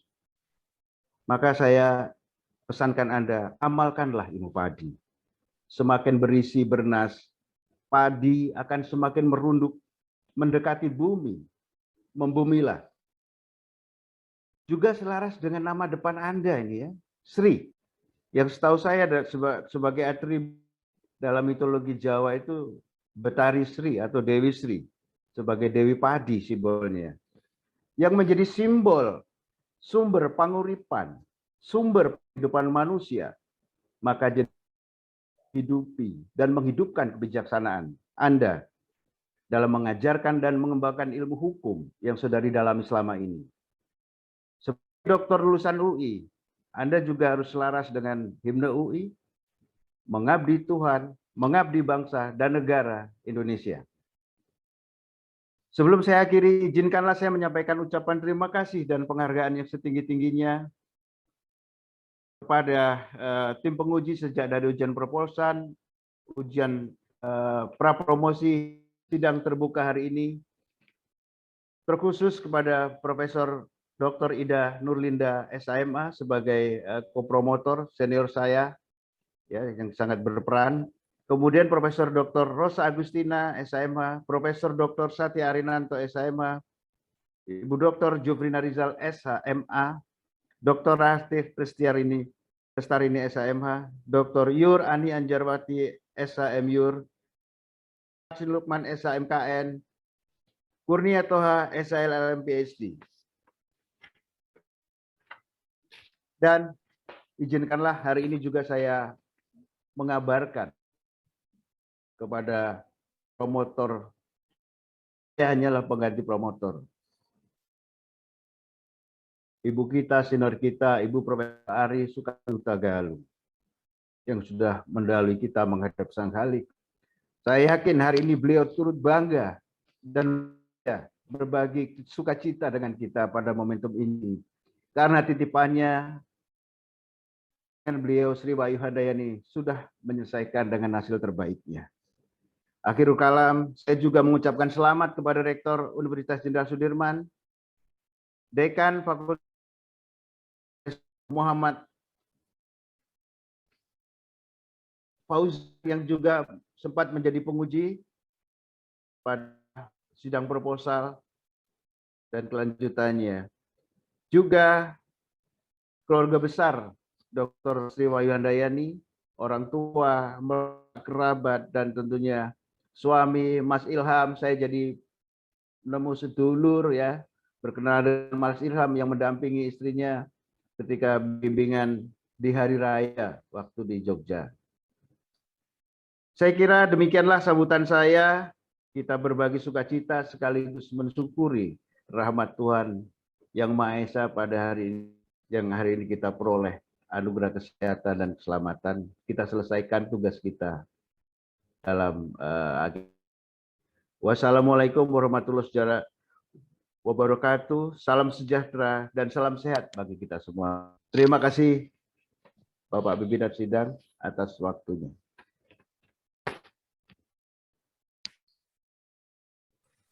Baik, terima kasih. Saudara Sri Wahyuni adalah doktor ke-281 yang dihasilkan oleh program studi ilmu hukum, program Pascasarjana Fakultas Hukum Universitas Indonesia. Merupakan dokter yang ke-10 yang lulus di tahun 2021. Dan dokter ke-246 yang lulus setelah program Pascasarjana diselenggarakan langsung oleh Fakultas Hukum Universitas Indonesia dalam program studi doktoral ilmu hukum. Sekali lagi kami mengucapkan selamat kepada keluarga besar Fakultas Hukum Universitas Jenderal Sudirman yang berkenan hari ini hadir, Pak Dekan atau yang mewakilinya, Prof. Dr. Muhammad Fauzan, Profesor Dr. Ade Maman, dan rekan lainnya. Telah bertambah jumlah doktor. Dan dengan demikian, sidang promosi doktor telah berhasil dilaksanakan. Dan dengan ini, sidang terbuka promosi doktor Universitas Indonesia saya tutup.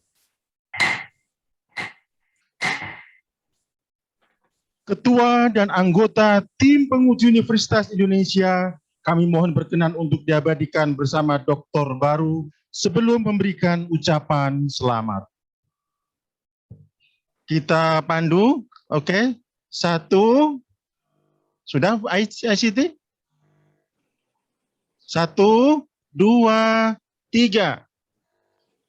Baik. Bapak Ibu sekalian yang saya hormati, untuk selanjutnya yaitu pemberian ucapan selamat kepada doktor baru. Yang pertama kami mohon yang terhormat dan terpelajar Profesor Dr. Ida Nurlinda SHMH untuk memberikan ucapan selamat. Terima kasih. Yang terhormat Pak Dekan sebagai pimpinan sidang, pimpinan Fakultas Hukum UI, juga para penguji, para Pak Promotor, saya pertama-tama mengucapkan terima kasih atas kesempatan yang diberikan kepada saya untuk membantu Saudara Sri Wahyu Handayani, dan alhamdulillah hari ini Saudara dinyatakan lulus. Saya ucapkan selamat, semoga ilmunya bermanfaat dan maslahat bagi semua pihak. Terima kasih. Terima kasih Prof. Ida. Baik, untuk selanjutnya kami mohon yang terhormat dan terpelajar Profesor Dr. Rosa Agustina SHMH untuk memberikan ucapan selamat. Baik, terima kasih. Saya bangga, saya senang hari ini Ayu bisa lulus ya untuk program doktor dengan nilai cum laude ya.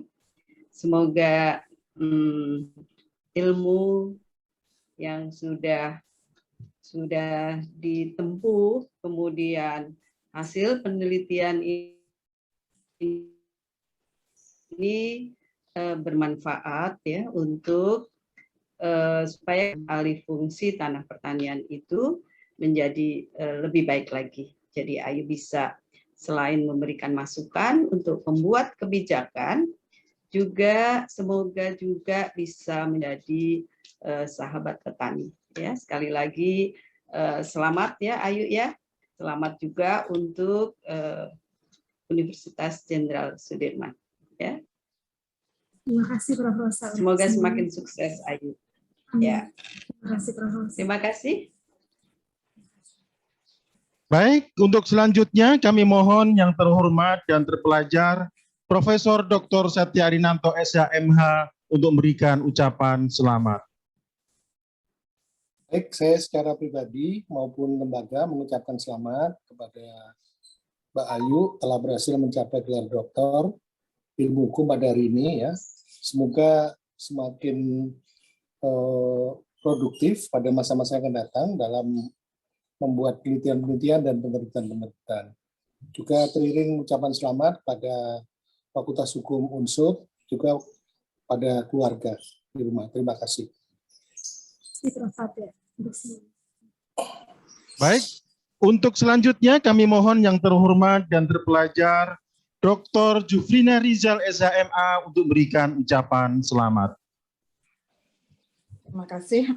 Saya juga mengucapkan selamat kepada Dr. Sri Wahyu Handayani ya atas keberhasilannya mencapai gelar doktor, dan saya juga apresiasi dan bangga atas hasil saudara.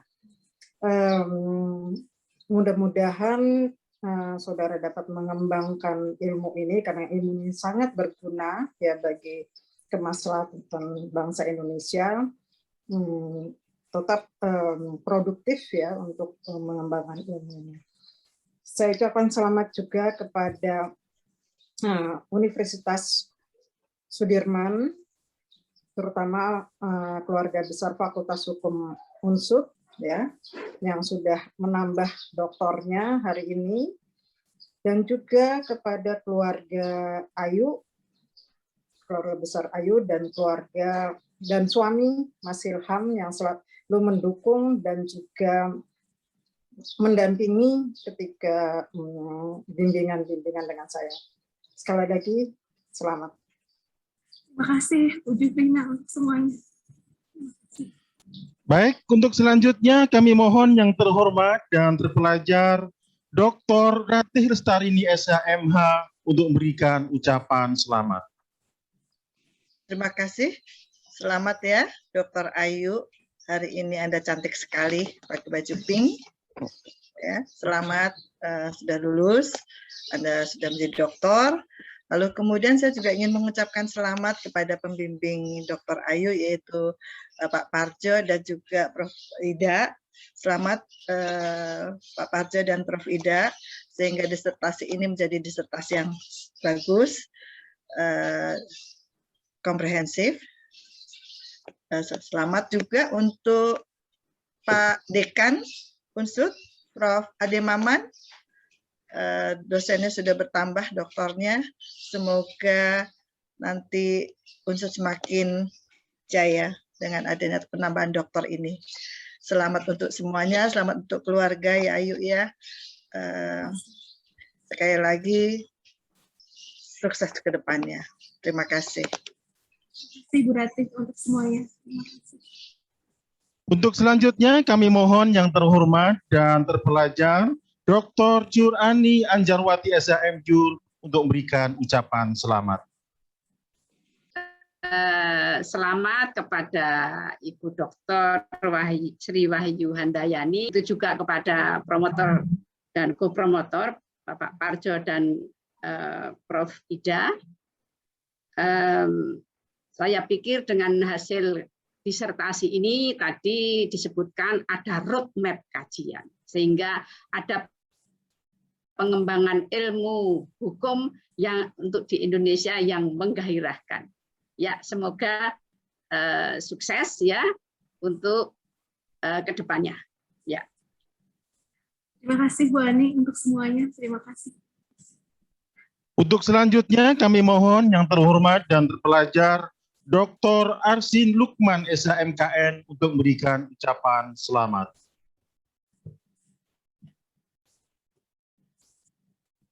Masih mute? Masih. Oke, ya mengucapkan selamat kepada Dr. Sri Wahyu Handayani ya yang memperoleh yudisium cum laude. Kiranya